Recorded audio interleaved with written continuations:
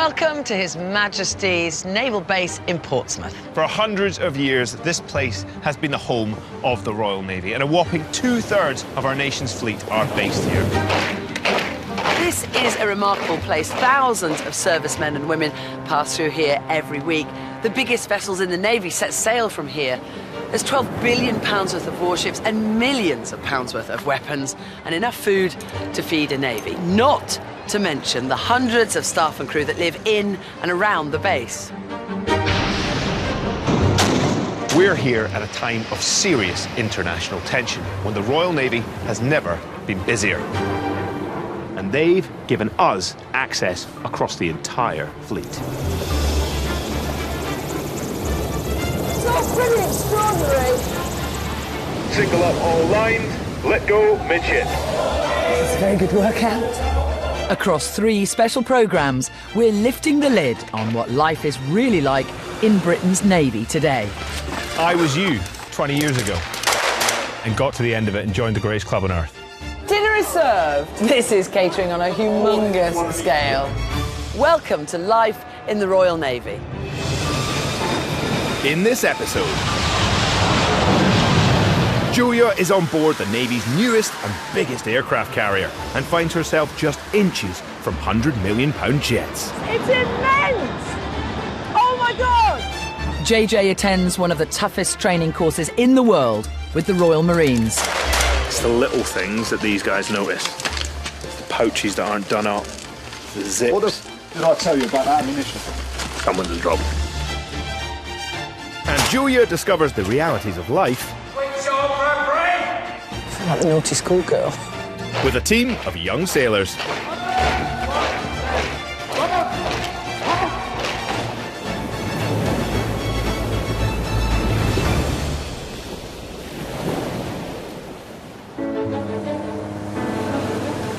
Hello and welcome. We're on the main deck of the incredible HMS 7 at the Portsmouth Naval Base. Yes, with nearly 70 warships, submarines and support vessels, plus 30,000 people, the Royal Navy is a truly vast organisation. Now, this isn't my first time on a warship. A few weeks ago, I was on board HMS Prince of Wales in the middle of the North Sea, and it was the ride of my life. HMS Prince of Wales is one of the UK's state-of-the-art aircraft carriers. Costing £3 billion, she's the newest, biggest and most lethal warship the Royal Navy has ever built. Look at this place. I can safely say I have never been on an aircraft carrier before, and I'm a 50-50 mix of very curious and apprehensive. I've been invited to spend 3 days living here to learn what life at sea on such a vast warship is really like. Hello. Hi, Julia, welcome. My name's Emma. 35-year-old Petty Officer Emma Camp is an aircraft engineer and my guide on this 65,000-ton ship. That's where all the flying operations are dictated from. And then the forward island... So that's air traffic control to me? Yes, effectively, yeah. And the front island's where the bridge is. The upper deck might be impressive, but I'm heading underneath it to explore what can only be described as a floating city for over 1,000 people who live and work on board. I'd like to welcome Julia Bradbury to the team, who is getting stuck into life on board Prince of Wales. At 284 metres long and 70 metres wide, the ship houses everything the crew could need, including gyms, a cafe, and a corner shop. It even has a police cell. How many people on board at the moment? For about 1,400 people. 1,400 people. How long do you think it's going to take me to get my bearings on the ship? Yeah, I'm still getting there. It's been a year and a half. OK. Sleeping arrangements vary depending on your rank. Junior sailors sleep in the most cramped bunk spaces of up to 8 beds to a room. But I've lucked out. Your own room. There you go, after you. Thank you. Look, my name and everything. These cabins are normally for up to 2 officers with space to live and work. But there's no ensuite. Toilets and showers are shared and down the corridor. Oh, I've got a uniform as well. You do, yes. It's very important for uniform on board. One, for safety, and two, just so you fit in as part of the crew. Well, let's see if I fit in, shall we? I'm sure you will. HMS Prince of Wales is taking part in the biggest NATO exercise since 1988 during the Cold War. It's called Steadfast Defender, and it's designed to send a message to its adversaries about the strength of the Royal Navy and HMS Prince of Wales's cutting-edge F-35 jets.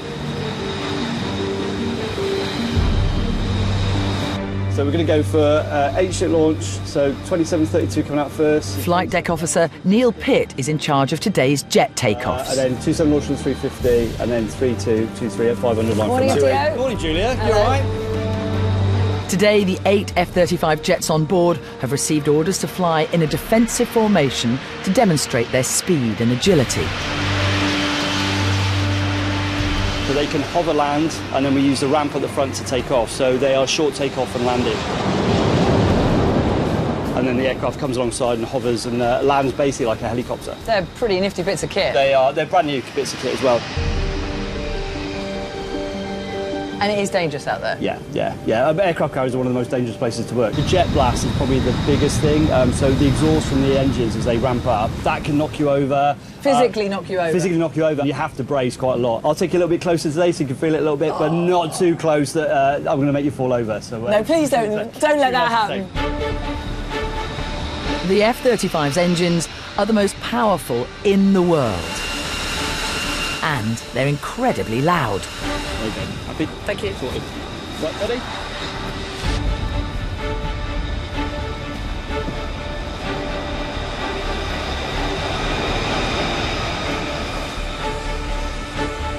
Just over the radio's told us that the first 4 are about to go. Right.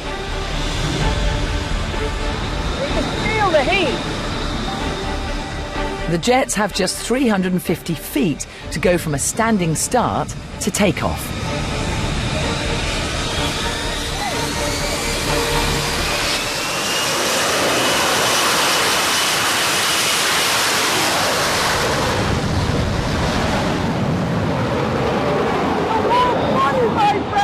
It's immense! Oh my God!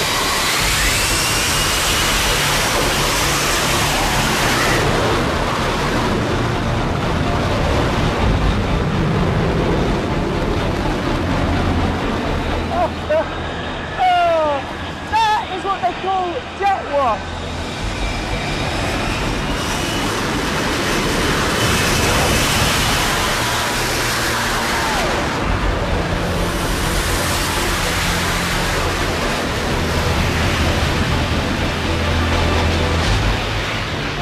Quite emotional about watching this happen. They're just such incredible pieces of machinery, and to witness them take flight is quite extraordinary at this distance. It's phenomenal. No wonder you're still excited about it year after year after year.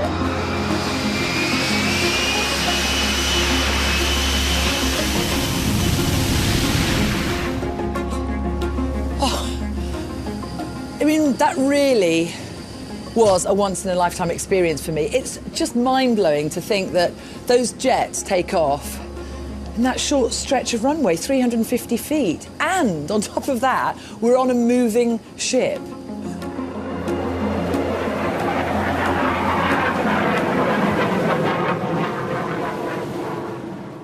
Well, that was awesome. I was so excited for you.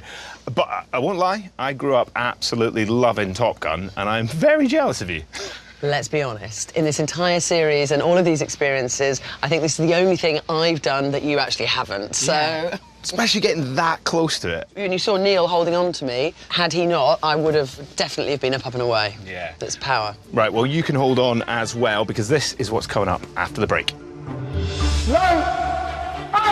I try to get to grips with drill marching as part of a squad of troops. And it's not as easy as it looks. And one of the toughest military courses in the world at the Royal Marines Commando Training Centre. It's the little things that these guys notice. Pouches that aren't done up. The zips. What the fuck did I tell you about that ammunition? Someone's dropped.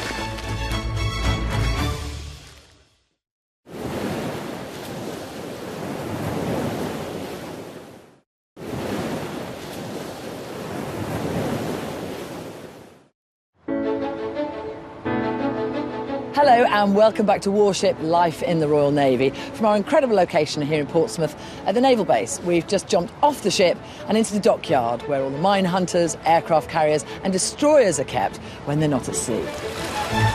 Yes, I've spent a bit of time before hopping on and off of warships just like that in my previous life. For those of you that are not familiar, I spent 10 years serving in the military as a Royal Marines Commando, and as a bootneck, as we're affectionately known, your life and journey begins at the Commando Training Centre in Devon. And I'm about to return for the first time in a long time. I'm not going to lie, this place makes me feel a little nervous. I have every confidence you're going to be fine.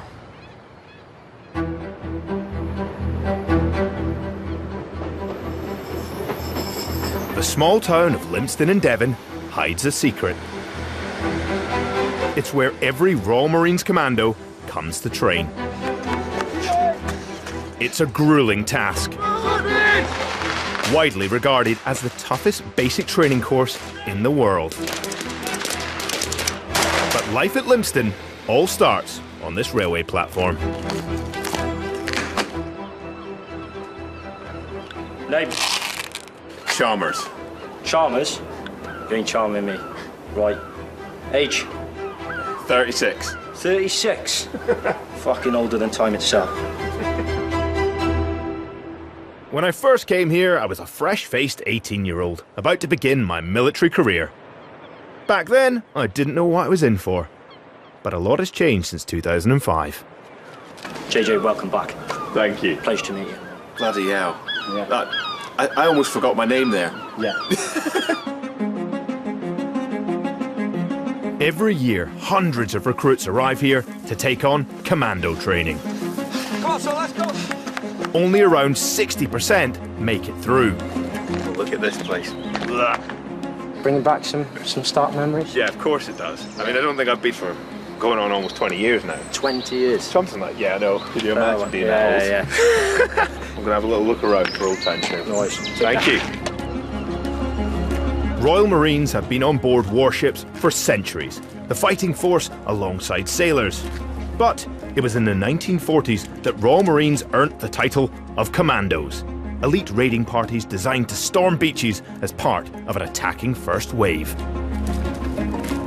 This is important. This is a memorial to the commandos of the Second World War.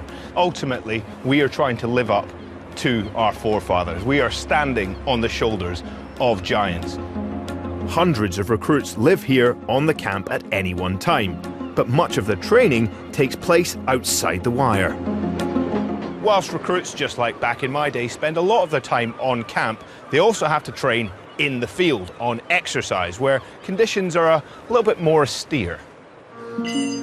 Today, 30 recruits are heading into the field to learn how to fight and survive when they're cold, wet and miserable, which is how I spent the majority of my career, actually. The courses are pass or fail. One slip up could set your training right back. JJ, hello.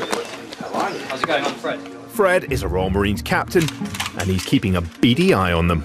This is going to be their first extended period in the field.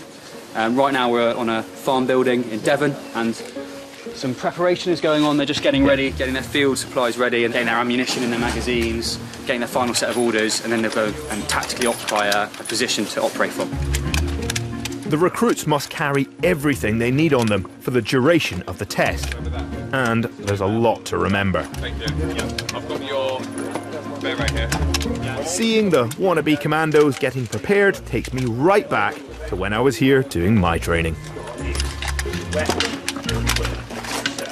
Even now, I'm still a little bit worried that someone's going to have to ask me to do something. Start banging out press-ups, put on some cam cream. These are things that I would rather not do. Yeah, you can't help but be this close to all this and feel like you're going to get caught up in the sort of hurricane that is recruit training. So these are your main meals. Boil in the bag. To be honest, the sound of some of these things, like curries, masalas, it's very nice. Back in my day, they were still doing beef stew and dumplings like you were living in the 1950s or something. One thing that hasn't changed much in decades is your massive Bergen.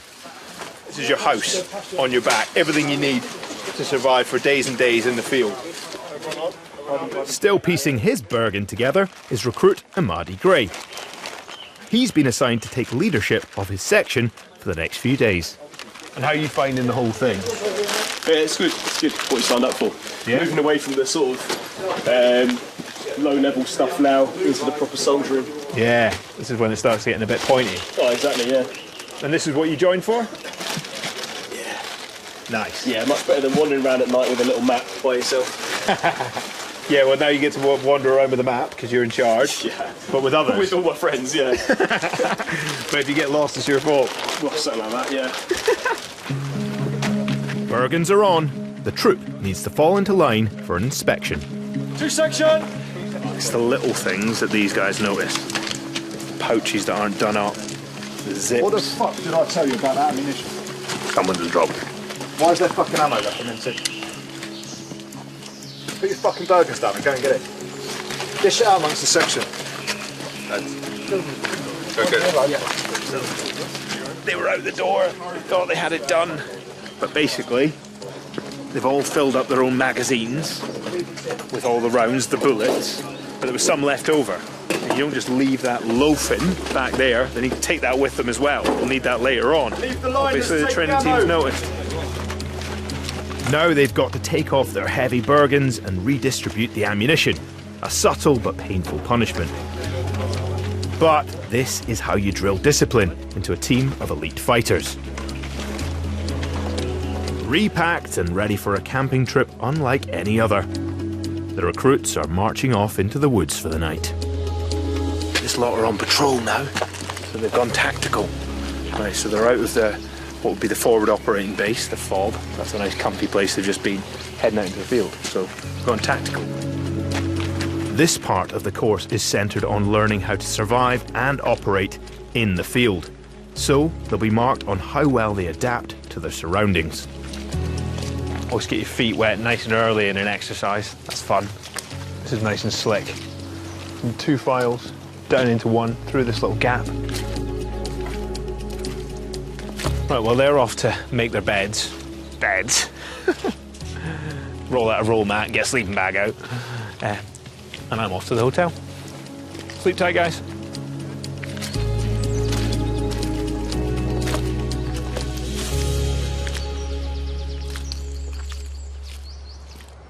I noticed you sort of skipped the sleeping in the wood thing. Trust me, I did enough in my military career, and I'm a TV presenter now, so I'm all about hotels and modern comforts. Hair and makeup. Well, this doesn't happen by accident.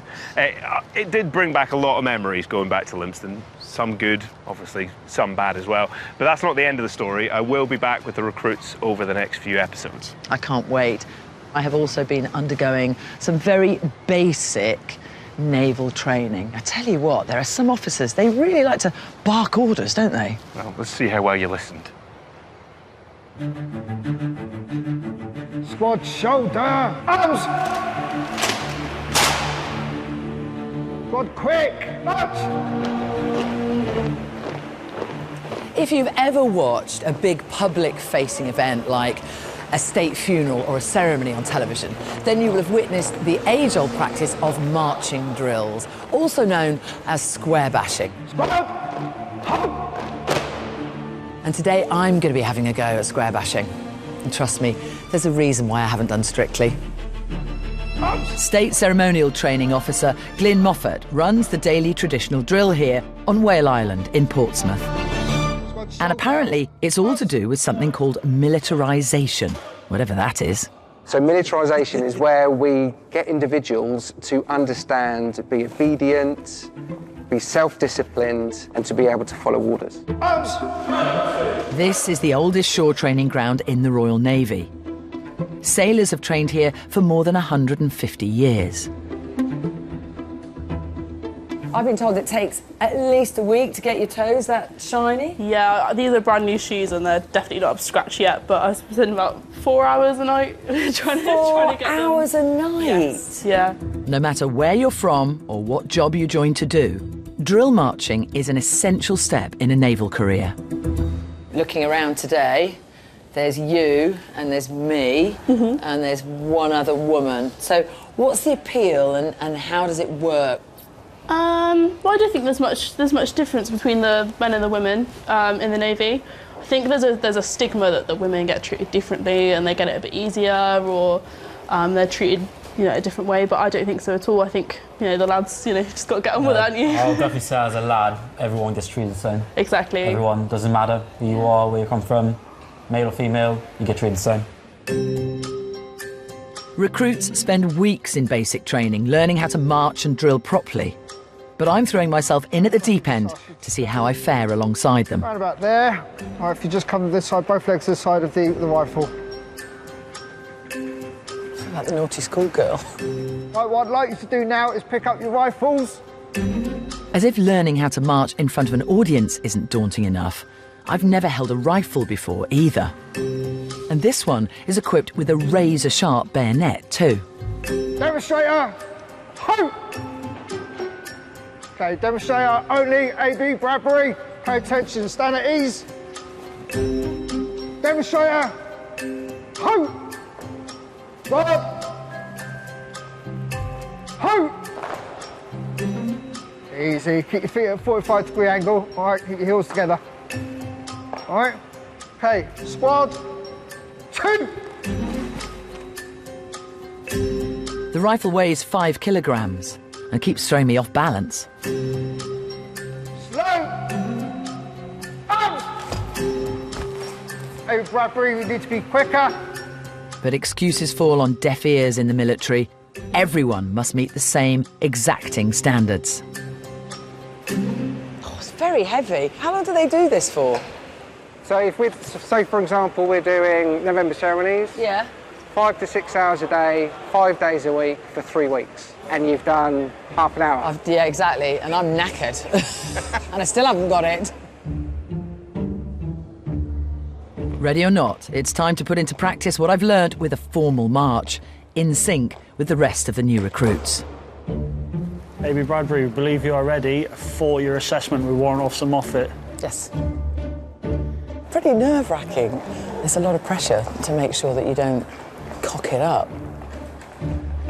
Slow! Out! Switch on, Bradbury! Not a great start keeping up with the rest of the squad. Talk about getting off on the wrong foot. Left, right, left. Left, right, left. The more we march, the more in sync with the squad I start to feel. Even as a beginner, it feels amazing to be moving as one like this.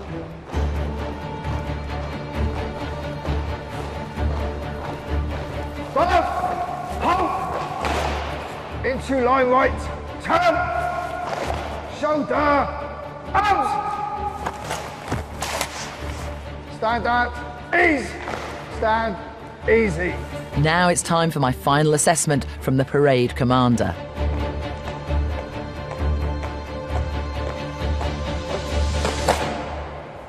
Debrief on today, Julia. How do you think you got on? Well, I hope I didn't let anybody down too badly. I'd say my rifle work needs a bit of practice. I think that's a fair assessment.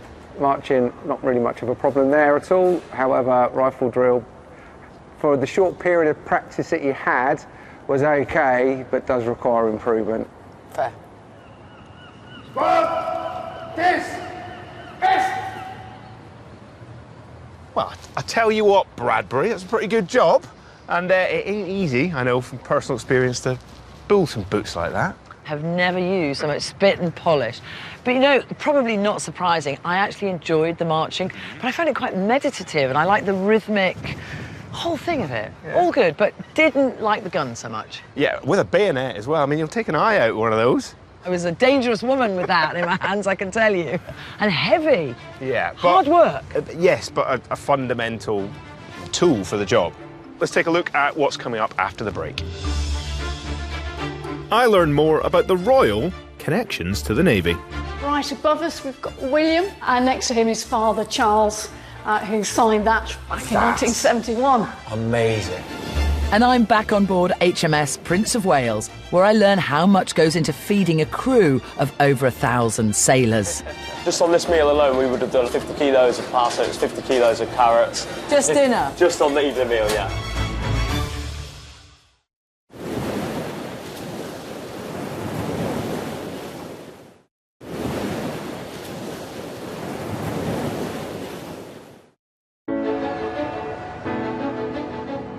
Hello and welcome back on board HMS Severn here in Portsmouth Naval Base. I'm up on the bridge, which is where the ship is controlled from when it's out at sea. Actually, it's controlled from this very chair, the captain's chair, which I should probably get out of so I don't get in trouble.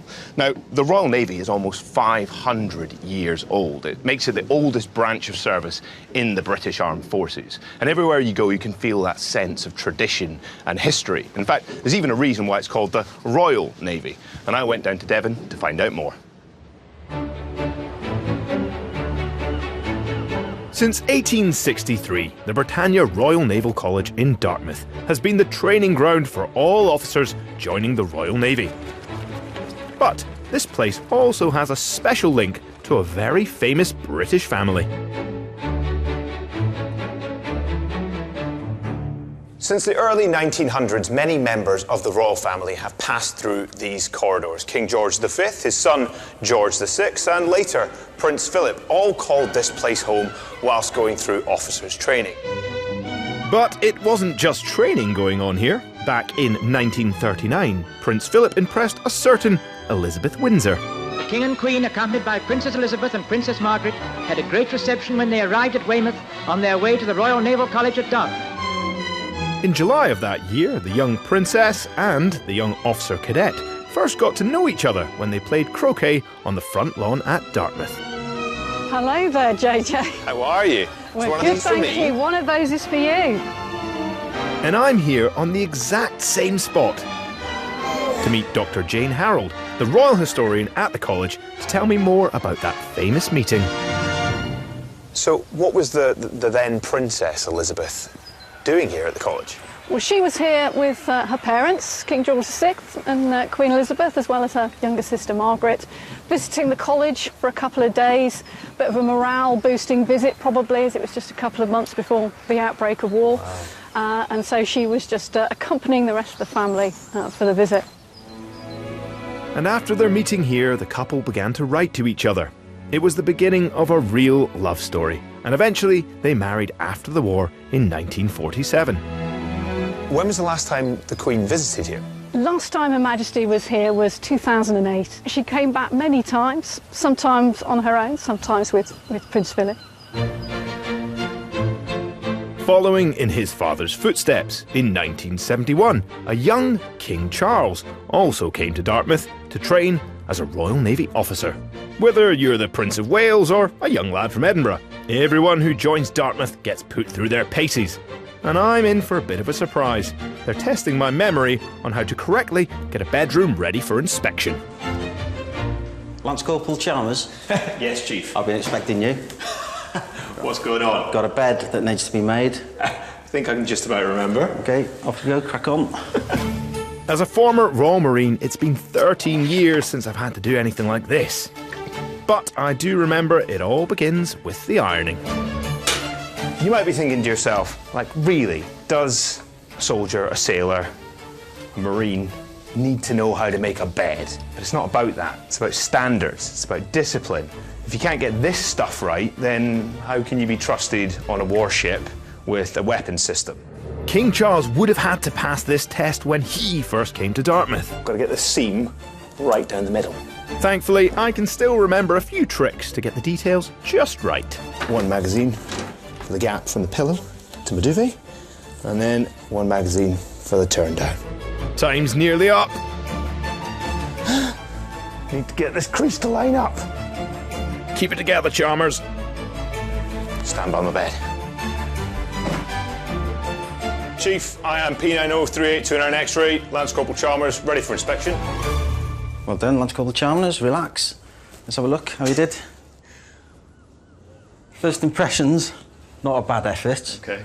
Have you ironed it? Yes. What, with the chalk ice? But you'd have got away with commander's rounds, so good effort there. Happy days.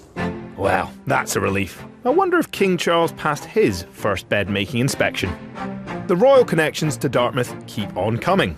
Prince William also followed in his father's footsteps, attending the college in 2008. This is impressive. This is where all the officers come to relax. And he certainly left his mark here in the wardroom. If you look towards the sky there, you'll notice some significant signatures. You see, right above us, we've got William, and next to him is Father Charles, who signed that back in 1971. Amazing. Begs the question how they got up there, though. Well, no scaffolding involved. Human pyramid, so literally layers of rugby scrum, really. That's quite the seal of approval, isn't it? Literally, yeah. Well, it makes you wonder which member of the royal family will be next to grace these hallowed halls. Perhaps Prince George or Princess Charlotte is already reading through the pamphlets for new trainees. But one thing is for certain: the bond between the royal family and the Royal Navy is set to continue into the next generation.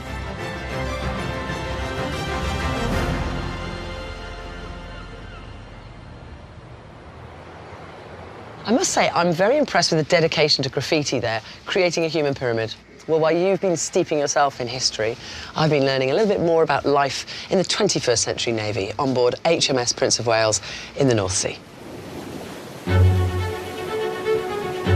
HMS Prince of Wales is sailing at the centre of a massive NATO fleet.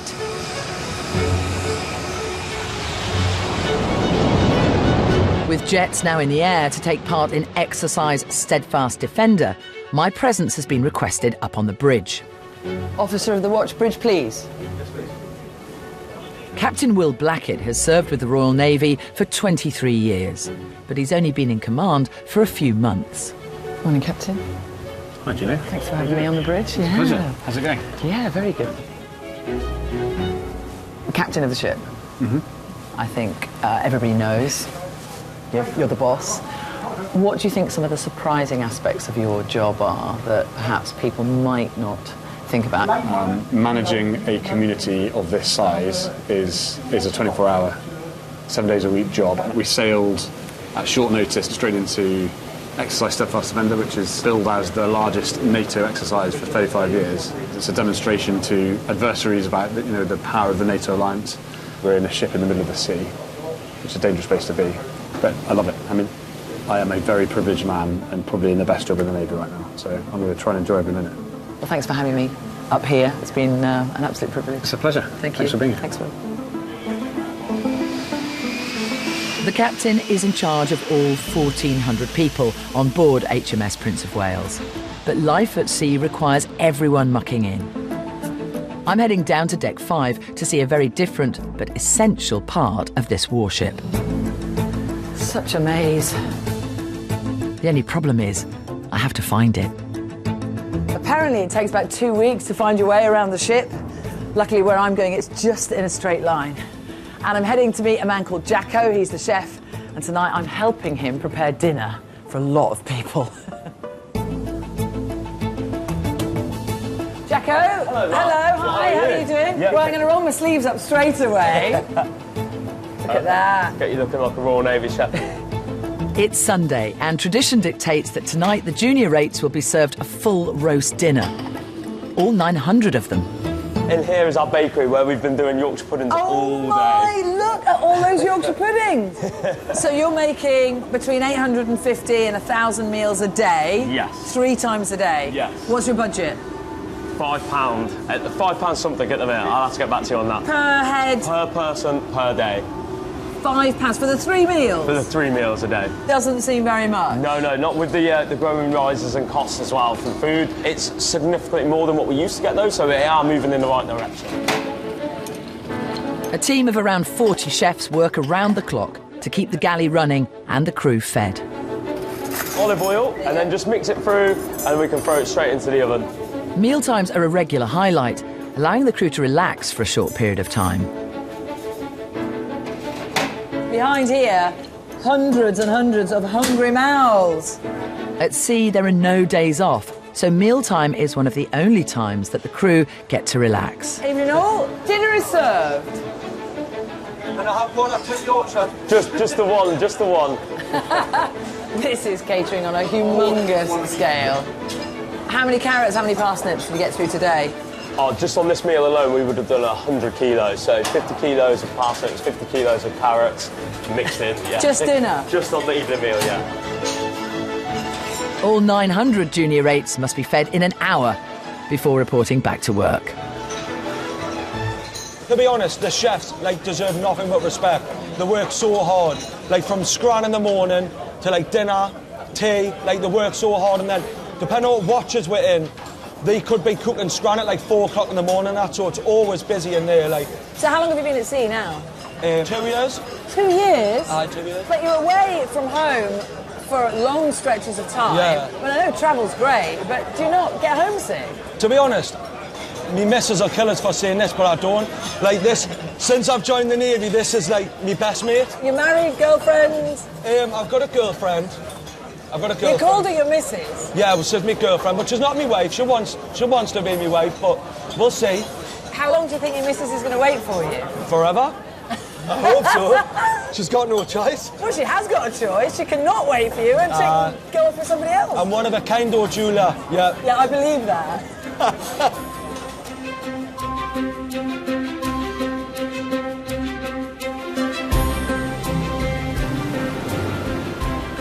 Well, that was a bit of a whirlwind, but I'm very aware that this is a working ship, a warship, in fact, and that people are working all around me in compartments all over the ship, so I do want to get some rest and hopefully get stuck in tomorrow.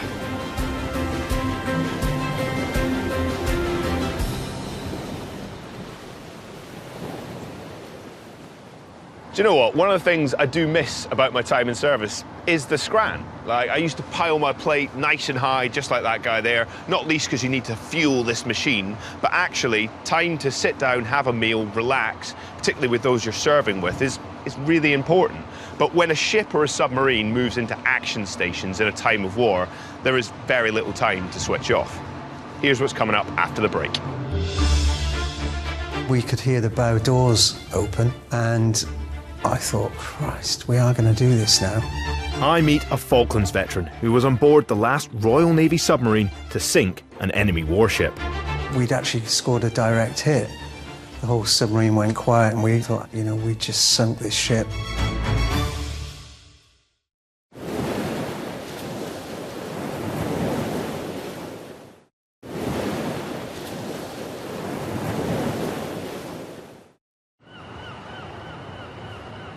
Welcome back, come this way. This is the captain's quarters on HMS Severn.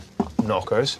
This is the biggest and, if you like, the most luxurious cabin on board. But it's not just where he lives. This is his meeting space. It's also where he receives his orders from Navy Command or the UK government. And all commanding officers are at the behest of their superiors, particularly in times of conflict. But during the Falklands conflict, one submarine commander was thrust into controversy following his orders to sink an enemy vessel. I've taken a journey back in time to find out exactly what happened.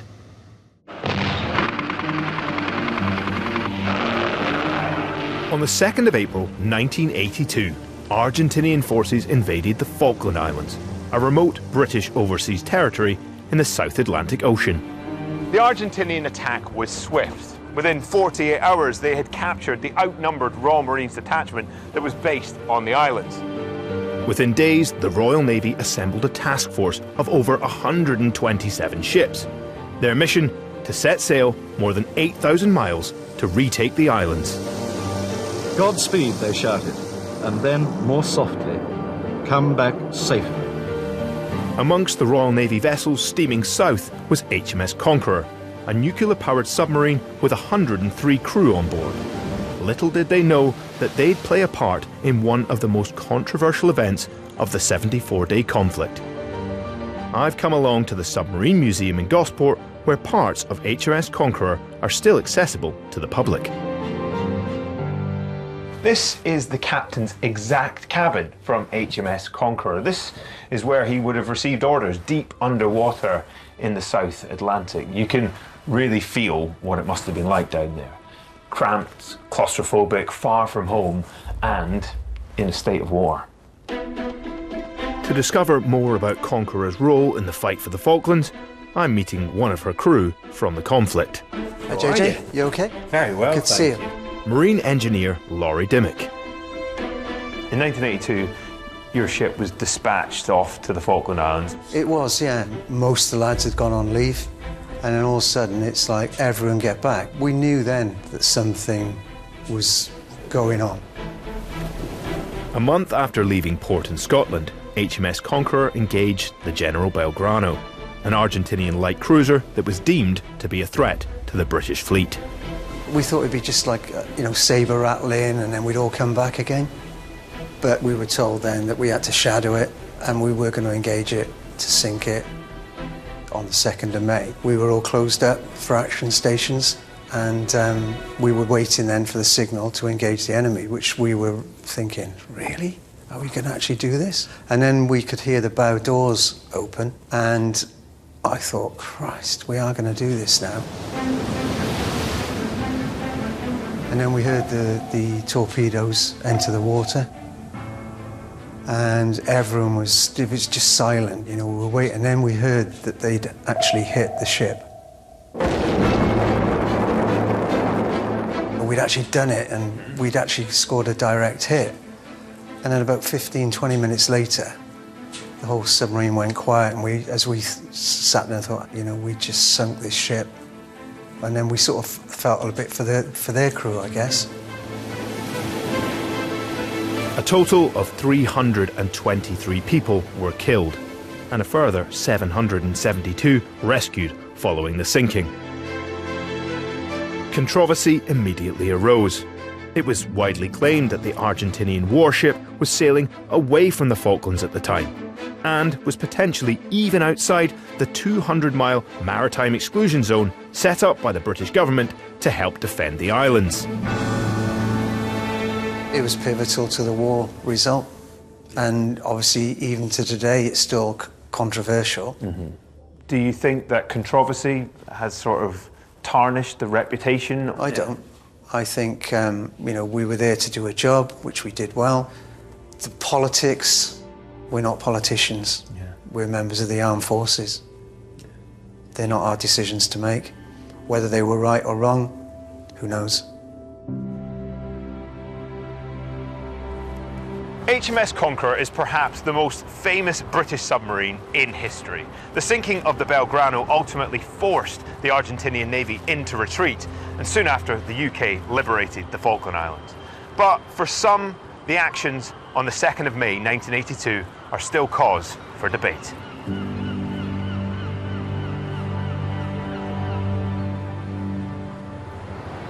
Can't really imagine what it must be like to be on the receiving end of getting that order to fire, and then for the submarine crew to be waiting in near silence for the explosion.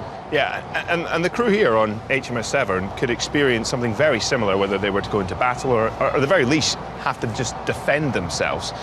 With all the uncertainty and sort of conflict we see in the world right now, there is a real fear and an understanding that that can become a reality.